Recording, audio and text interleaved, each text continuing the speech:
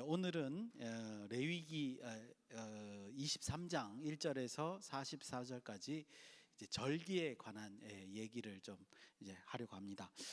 여호와의 절기가 이제 다 모여 있죠. 그래서 이제 아주 좋은 공부가 될 것이라고 생각되고요. 민수기 28장 29장에도 이제 절기들이 좀 모여 있습니다. 근데 이제 두 가지의 그 절기들에 대한 서술 방식이 이제 초점이 좀 다른 것으로 보입니다. 오늘은 이제 이 7가지 절기를 제가 7가지라고 말씀드리고 싶은데 7가지의 절기에 대해서 어떤 내용들이 들어있는지 오늘 이제 레위기 23장 말씀을 가지고 좀 묵상했으면 좋겠습니다. 레위기 23장은 금방 말씀드린 것 같이 절기에 관한 명령이죠. 역시 제일 초두에 먼저 이제 2절에 나와 있는 말씀을 우리가 좀 잘 이해하고 이제 시작하는 게 좋을 것 같습니다. 2절을 제가 읽겠습니다. 여러분들 한번 잘 보시기 바랍니다. 이스라엘 자손에게 말하여 이르라. 이것이 나의 절기들이니 너희가 성회로 공포할 여호와의 절기들이니라. 아멘. 이 짧은 2절에 두 가지 정보가 하나 있습니다. 하나는 뭐냐면 이 말씀을 듣는 사람들이 누구냐 하는 거예요. 앞에 21장과 22장은 제사장들에게 하는 말씀이었습니다. 그러니까 이제 그 명령을 듣는 주 대상자가 제사장 가문이었다 이렇게 말씀드릴 수 있는데 23장부터는 아예 이스라엘 자손에게 말한다 이렇게 이제 선포하고 있다는 거고요. 그리고 이제 중요한 거는 23장부터 27장까지는 말씀이 다 이스라엘 백성들에게 하는 말입니다. 그래서 이 2절이 별 기능을 하지 않는 것 같지만 사실은 23장부터 27장까지의 그 말씀의 그 명령을 듣는 사람들이 누구냐, 수신자가 누구냐 하는 전환점이 여기서 일어나고 있다라는 거죠. 제사장 가문의 사람들에게 말씀하시다가 이제 이스라엘 자손들에게 말씀하시고 계시는 부분이 여기서부터다 이렇게 여러분들이 이해하시면 좋을 것 같습니다. 또 두 번째 정보는 뭐냐 하면요, 절기에 관한 것, 절기의 정의가 여기 내려져 있습니다. 뭐라고 되어 있냐면 이것이 나의 절기들이니, 그 다음에 절기가 뭐냐면 너희가 성회로 공포할, 성회 거룩한 모임으로 백성들에게 알릴 그 날이 뭐예요? 여호와의 절기들이다 이런 거죠. 그러니까 여호와의 절기라고 하는 것은 뭐냐면 거룩한 모임으로 정해진 날입니다. 우리가 이제 절기 설교도 많이 듣고 그죠? 때때마다 이 절기라는 것을 이렇게 지키면서 어떤 행사 같은 개념을 갖는데 사실은 2절에 있는 표현에 의하면 거룩한 모임으로 하나님께서 정하신 날 이렇게 이해하시는 게 정확한 그 정의다. 본문이 말하는 정의다. 이렇게 말씀드릴 수 있습니다. 그러니까 이 말을 묵상하는 개념으로 이해를 하면 하나님께서 이스라엘 백성에게 요청하신 겁니다. 너희의 모든 일상을 멈추고 내가 요청한 이 날에 거룩한 모임으로 가져라. 그렇게 이해하셔야 되는 겁니다. 이제 앞에 거하고 조금 다른 게 뭐냐면 우리가 절기를 지킨다 그럴 때 마치 무조건 축제 같은 느낌을 갖게 되거든요. 아니, 명절 같은 느낌을 갖게 된단 말이죠. 근데 그게 아니에요. 그게 아니라 하나님께서 뭐 하신 거예요? 요청하신 거예요. 거룩한 모임으로 요 날 모여라 라고 요청하신 날이다. 이렇게 여러분들이 기본적으로는 개념을 가졌으면 좋겠습니다. 이제 3절부터 이제 절기들이 등장을 합니다. 이제 3절을 미리 읽어보신 분들은 제가 이런 표현하는 거로 그러면 안식일도 절기일까 이렇게 생각이 드실 거예요. 3절에 이제 안식일에 대한 설명이 나오는데 여기서부터 7가지의 절기들이 등장하고 있고 저는 안식일이 절기 중에 하나다라고 지금 여기서 소개되고 있는 것 자체가 그런 방식이다라는 걸 꼭 말씀을 드리고 싶습니다. 안식일이 과연 절기라고 말할 수 있겠는가?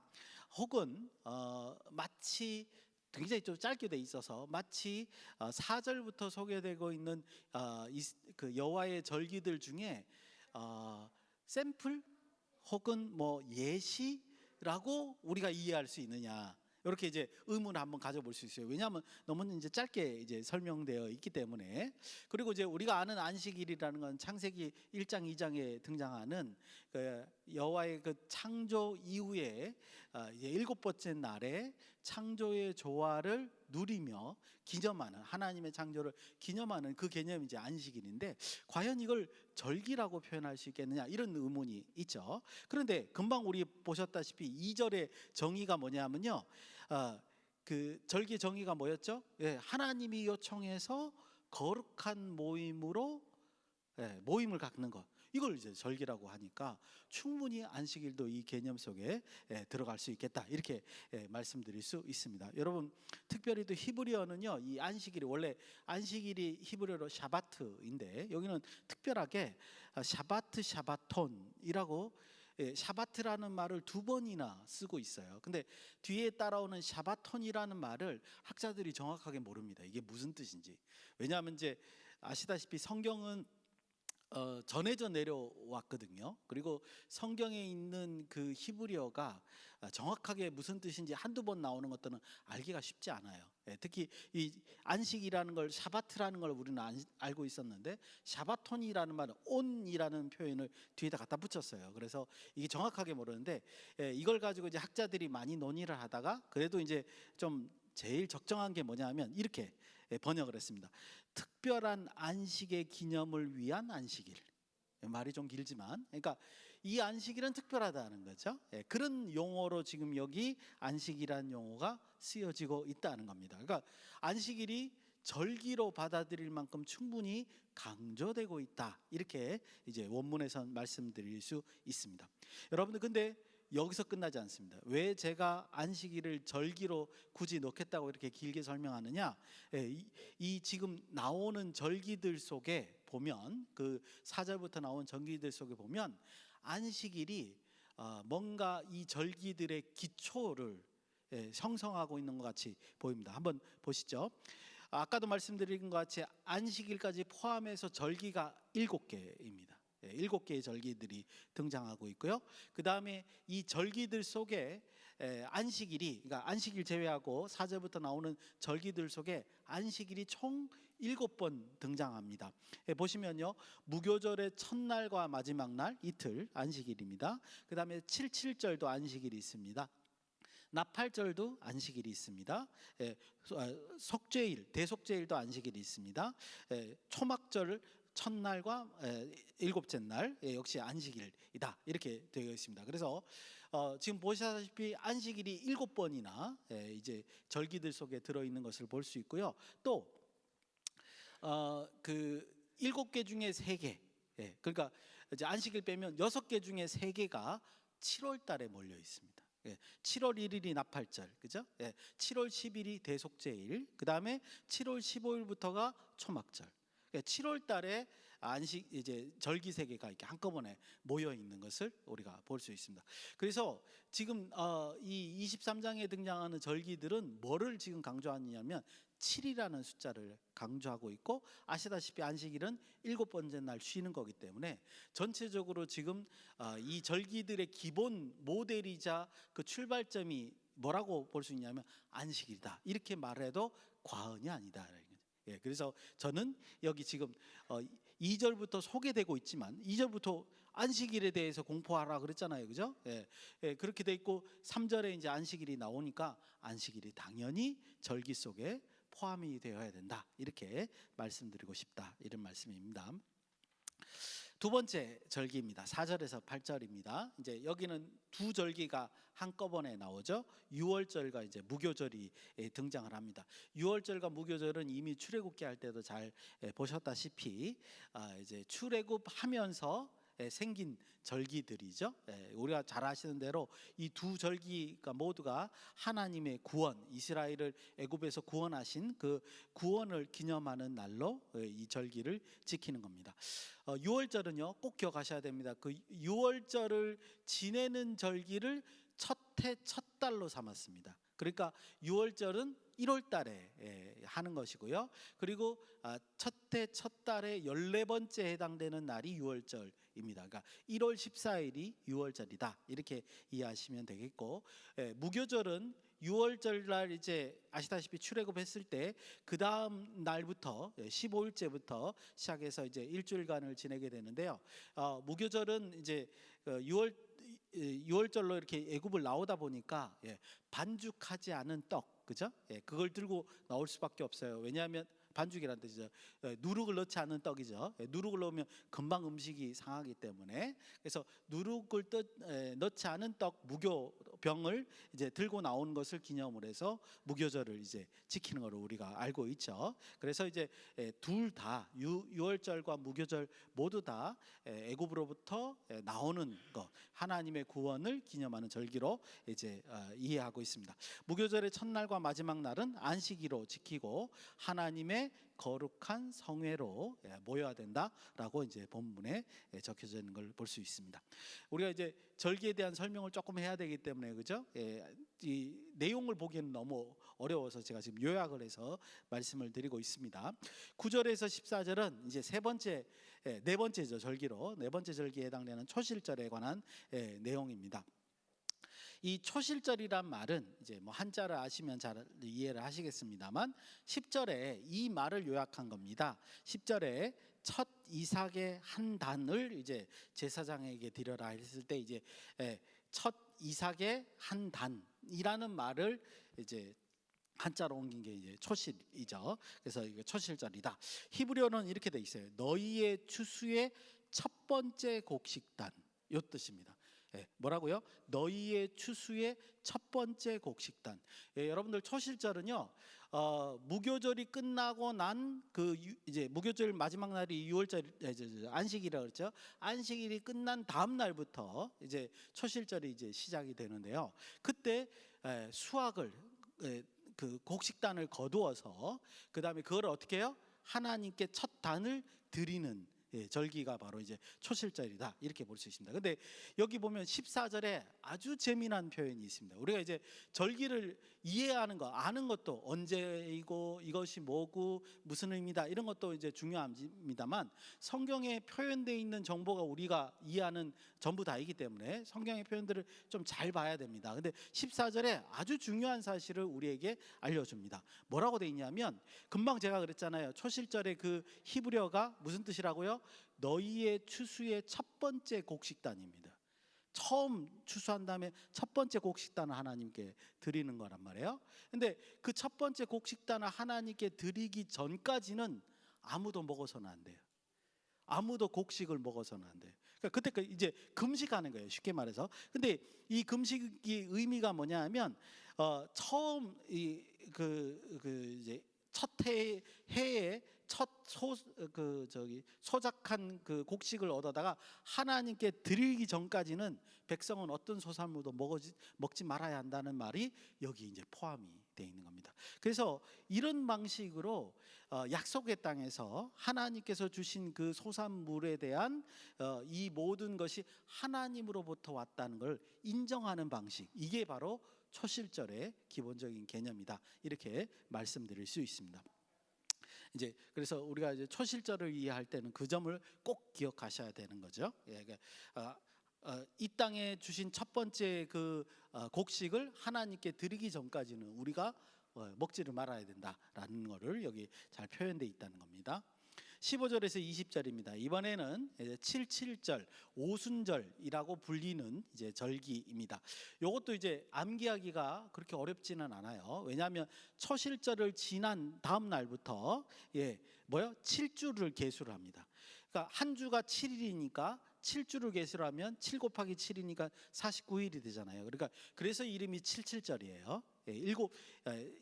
한 주를 7주로 세만다 그래서 이제 49일이 지나고 다음 날, 그러니까 50일째 되는 날 이제 이런 절기를 지낸다고 해서 이름이 또 오순절이라고 얘기를 하고요. 그 다음에 이제 보리의 추수를 하나님께 드린다 그래서 맥추절이라고 하고 그렇습니다. 그래서 여러분들 77절, 오순절, 맥추절 다 같은 절기입니다. 어렵죠.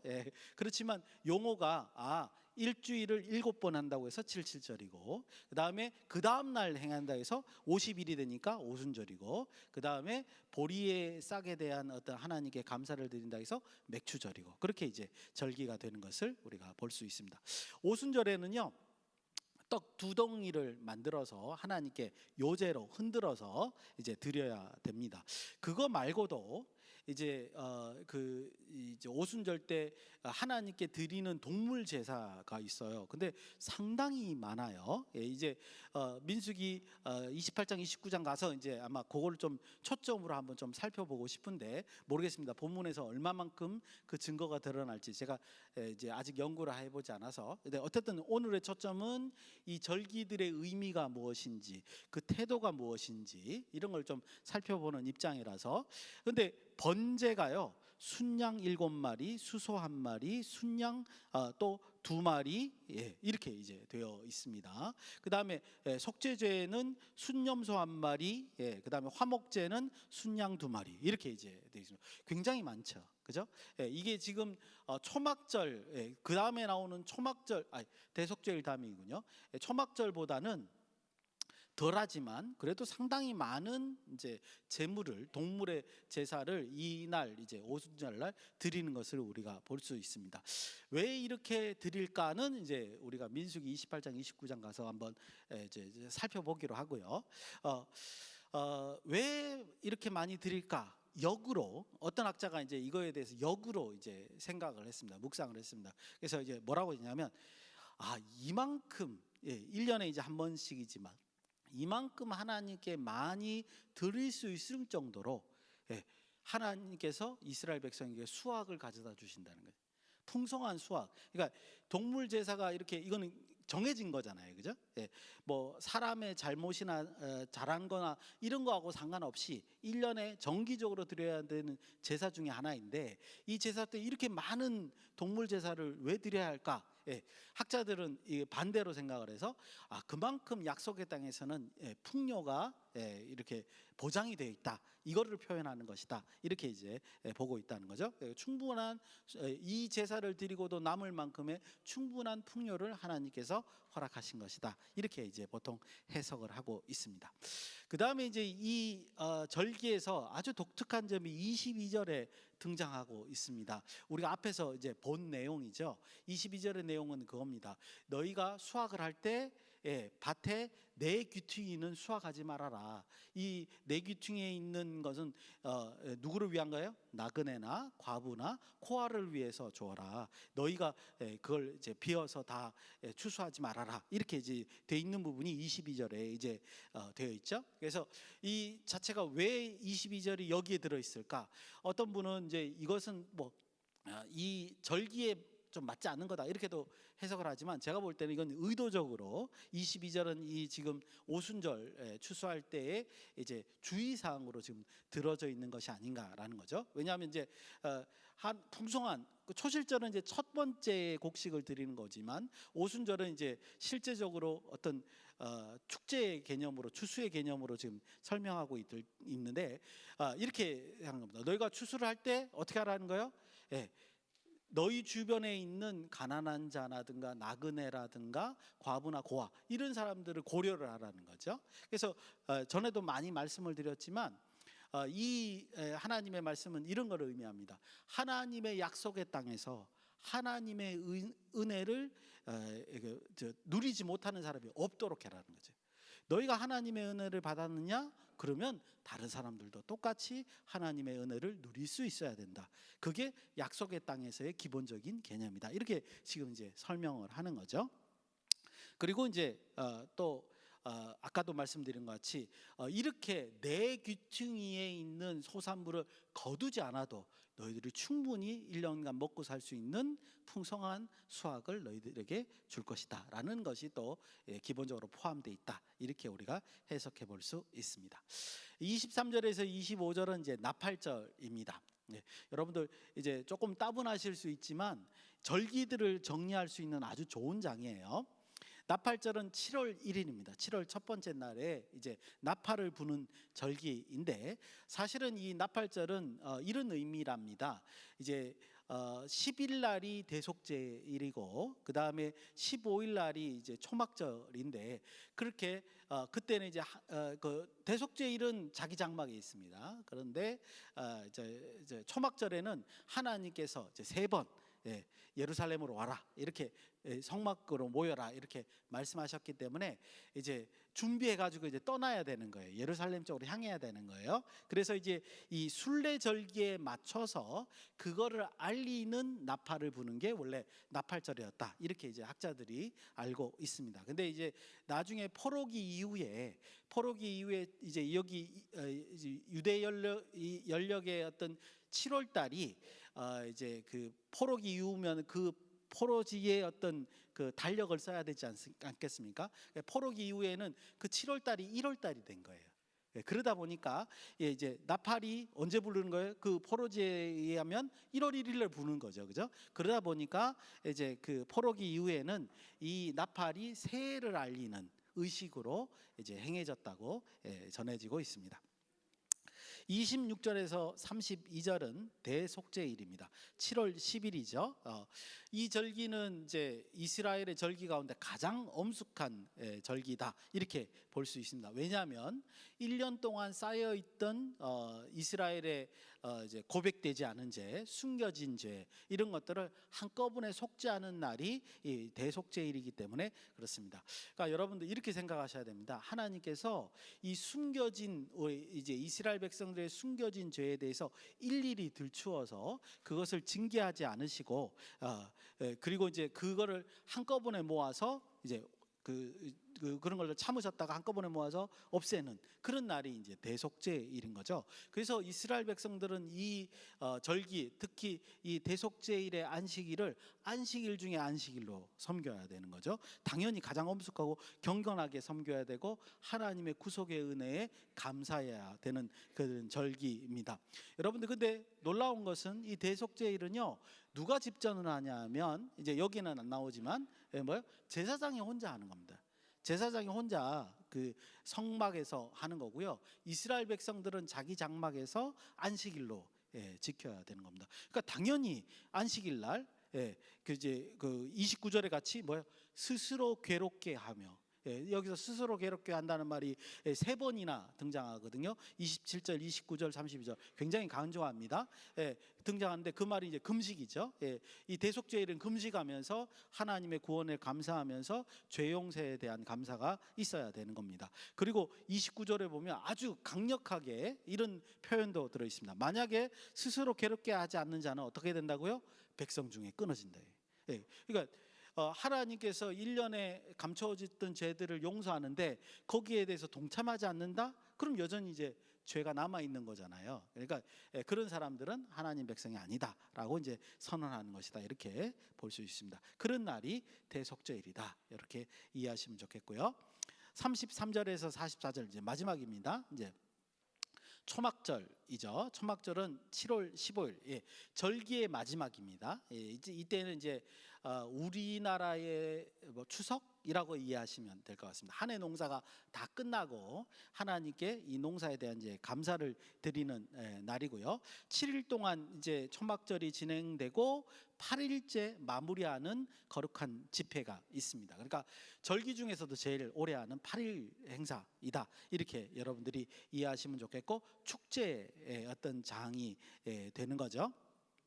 그리고 이제 아까도 말씀드렸다시피 이제 그 가장 절기 가운데 동물 제사가 이제 많은 그런 절기가 바로 초막절입니다. 번제, 소제, 화목제 이런 제사들이 쭉 있는데 민수기 29장을 참고해서 보면 양이 어마어마합니다.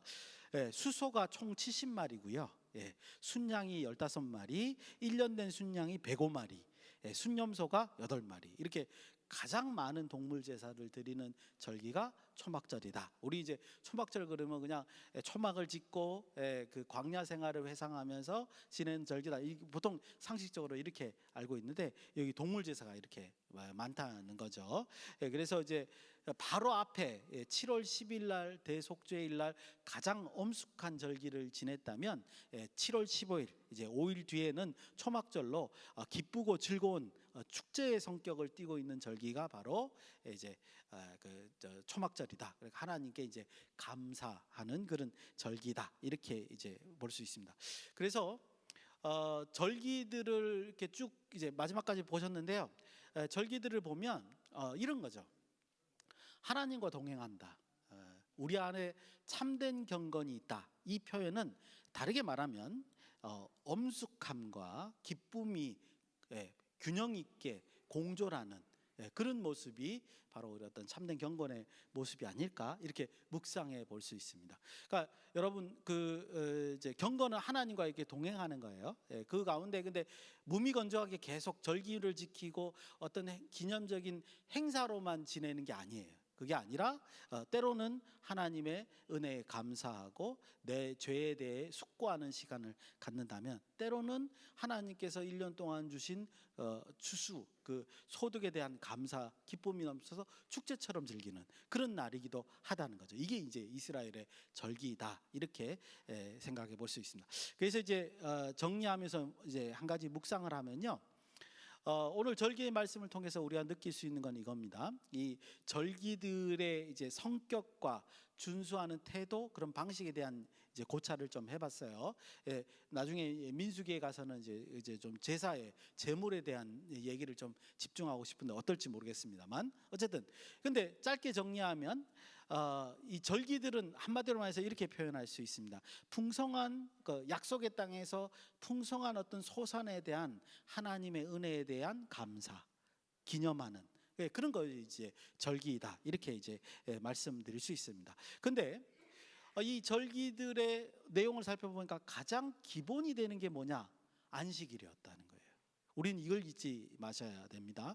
여러분들 안식일이 뭐 하는 날이었습니까? 우리가 아시다시피 창조의 어떤 질서를 하나님이 형성하시고 난 다음에 그 질서를 누리면서 기념하는 날이 안식일이지 않겠습니까? 그러니까 모든 절기가 안식일이 기초가 되었다라고 하고 그 다음에 그 안식일은 하나님의 창조 질서를 기념하는 날이다 이렇게 생각한다면 이것을 묶어서 보면 이런 거예요.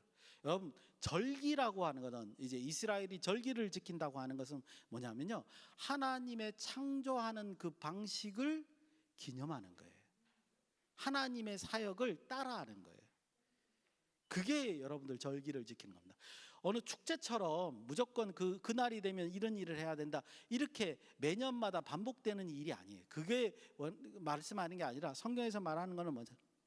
창조주의 일하는 방식을 묵상하고 그것을 기념하는 날이다 이렇게 말하는 거예요. 이게 절기가 가지고 있는 기본적인 의미다라는 겁니다. 만약에 오늘 본문 말씀이 우리에게 그렇게 말씀하시고 계시다면 현대를 살아가는 우리 성도들도 똑같아야 되는 거죠.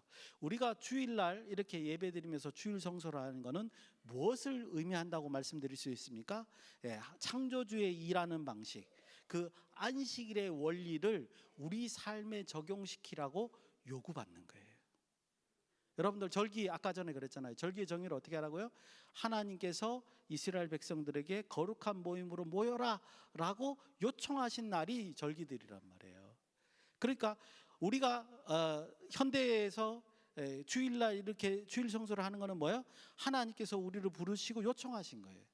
그래서 우리 삶 속에서도 창조주의 그 창조하시는 방식을 적용해야 된다는 걸 잘 보여주고 있다는 겁니다. 예를 들어서 우리의 삶에서 일과 안식의 적절한 배분. 여러분도 여기서 일이라는 건 잘 아실 거고 안식이라고 하는 건 무조건 쉼이라고 생각하시지 않으시길 바랍니다. 이때의 쉼은 뭐냐면 일상에 갔던 눈을 멈추고 하나님을 묵상하는 거예요. 그게 안식이래요. 그러니까 일하는 거 멈추고 뭐라는 거예요? 잠시 하나님을 생각하는 시간을 가지라는 거예요. 적어도 일주일에 한 번씩은. 그 의미를 얘기하는 거죠. 그리고 하나님께서 허락하신 그 질서를 누리는 것. 그러니까 여러분들이 이런 여름, 봄 이렇게 좋은 날, 가을 이런 좋은 날 자연을 묵상하시면서 아 좋다, 좋죠. 그것도 좋지만 똑같이 하나님께서 창조하신 이 세계를 보면서 하나님의 질서를 느끼셔야 되는 거죠. 아, 하나님께서 이렇게 위대하시며 하나님께서 어떻게 저렇게 아름다운 것을 만들어 놓으셨는가. 우리의 삶도 저래야 되지 않을까. 이런 것들을 묵상하는 그런 시간. 이게 이제 안식일, 주일이 우리에게 주는 묵상의 의미다라는 겁니다. 즉 우리의 삶의 기초는 무엇이냐면 바로 안식일이다. 이렇게 말씀드릴 수 있고 주일 성소다. 이렇게 말씀드릴 수 있습니다. 오늘 말씀을 묵상하시면서 한 주간 지내시는 저와 여러분이 되시기를 예수님의 이름으로 축원드립니다.